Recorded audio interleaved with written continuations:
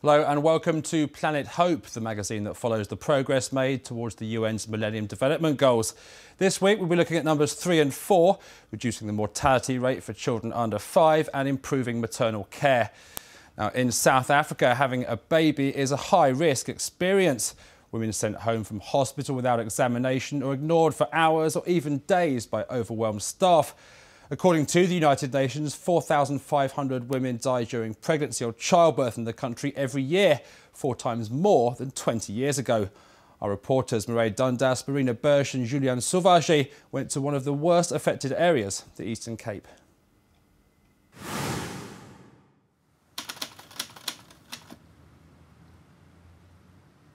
The care I received in that hospital was pathetic. It was pathetic. Today, Aline has 3 children. She should have 4. Classified as a high-risk patient, she waited 4 hours before an emergency caesarean. A court found a theatre was available when she first arrived.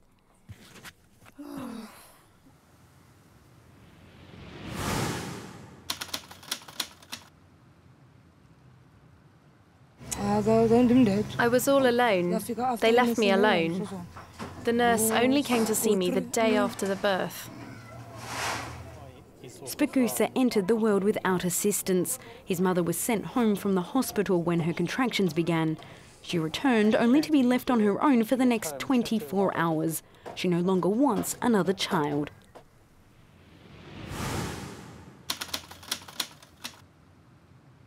We take me like a dog because a dog is more careful with a child. You see? I was lying there and he was don't care.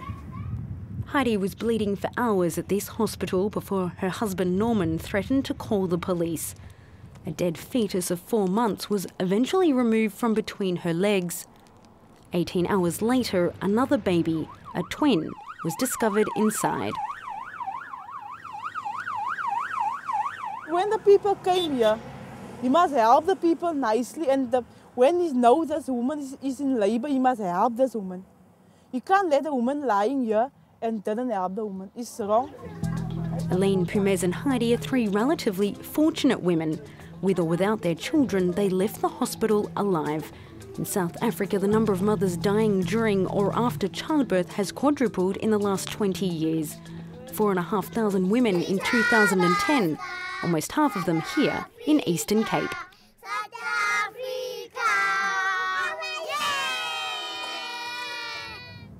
This is Dorengenza, the largest state hospital in the district, a hospital fighting to rise above its reputation. On this rare occasion, management has agreed to allow journalists inside. This is the high care unit of our hospital. High-risk patients are normally kept here, especially those with HIV, a condition common in South Africa and one that increases the chance of death. Here we can give them the necessary care they need until they are completely stabilized and finish their treatment under continuous surveillance and supervision. And we could prove this unit reduced maternal mortality. One level below, the general maternity ward, occupied day and night. The number of births within these walls is staggering, more than 700 each month, 3 in the only hour we're there.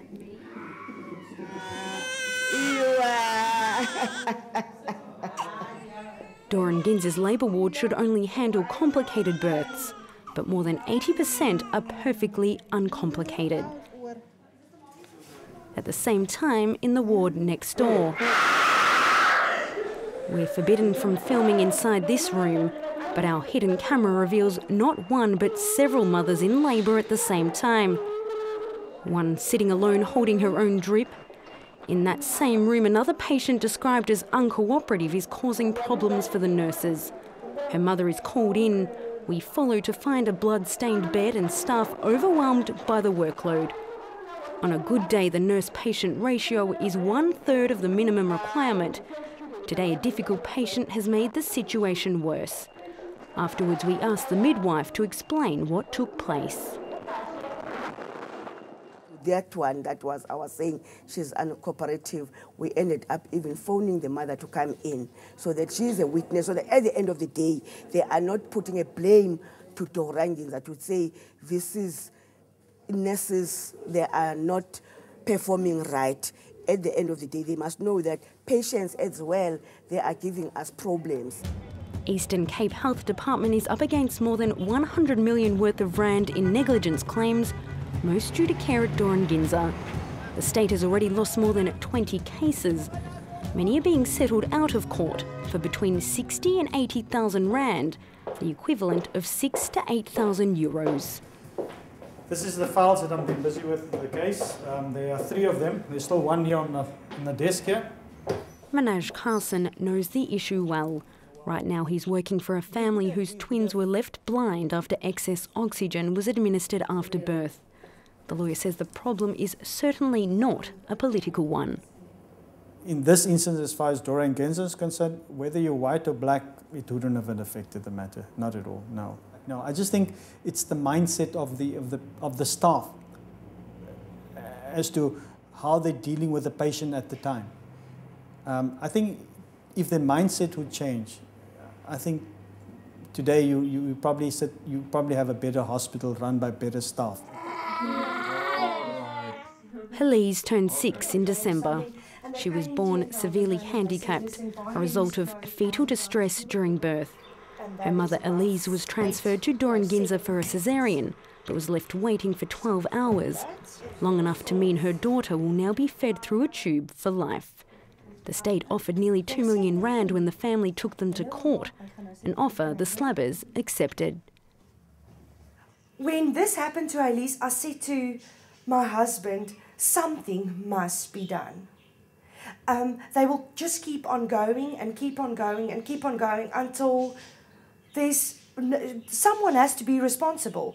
But you know, the thing is, nobody wants to take responsibility because all they can say is, not my responsibility, I didn't have this, I didn't have that. Everyone works together to just sweep it under the carpet. Helise is now treated at Green Acres, Port Elizabeth's private hospital. This is the maternity ward. A birth here comes with a cost of several thousand euros. It's a baby that was born that's weighing 600 grams. That's been here for about 4 weeks already. The mother had terrible high blood pressure and had to remove the baby. A baby of this size would have had little chance of surviving in the public hospital. Those weighing less than 1 kilogram are not always kept alive.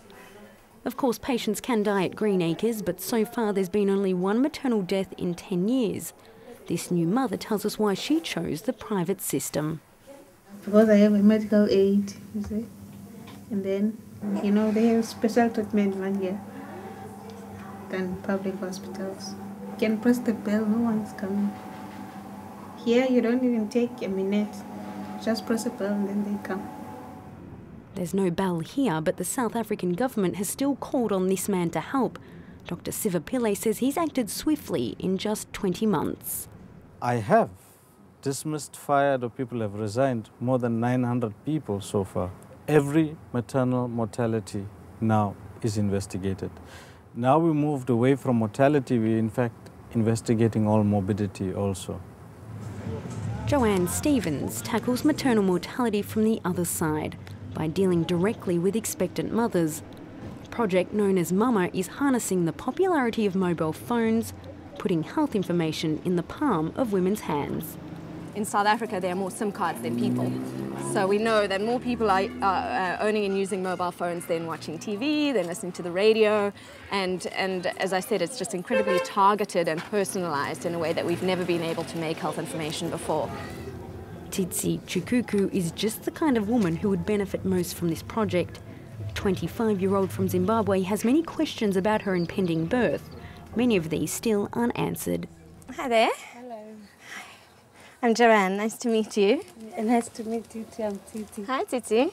How far along are you now? 8 months. 8 months? Yeah. And this is your first baby, or you have a baby at home? No, it's the first baby. Yeah. Are there ever questions that are perhaps a bit private or something that you feel shy to ask?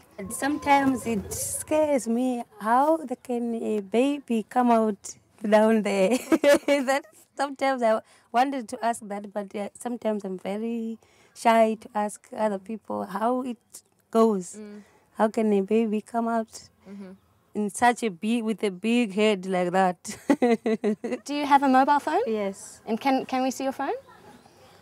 The system is still experimental, but once it's launched, these are the types of messages that mothers could receive for free. Sometimes if your baby is crying. There we go. So this says, congratulations on your new baby. Don't worry if you feel scared. It's normal around 3 days after birth to feel like crying a lot. Does that sound like something that might be? It's very nice. Yeah? It's very nice. I will love that. Tidsi didn't give birth at Doran Ginza. She went to a local clinic where she had 6 hours before being discharged. By then she knew firsthand how a baby with a big head can be born. That's it for this edition of Planet Hope. Thanks so much for watching. More news coming up shortly here on France 24. Do stay tuned.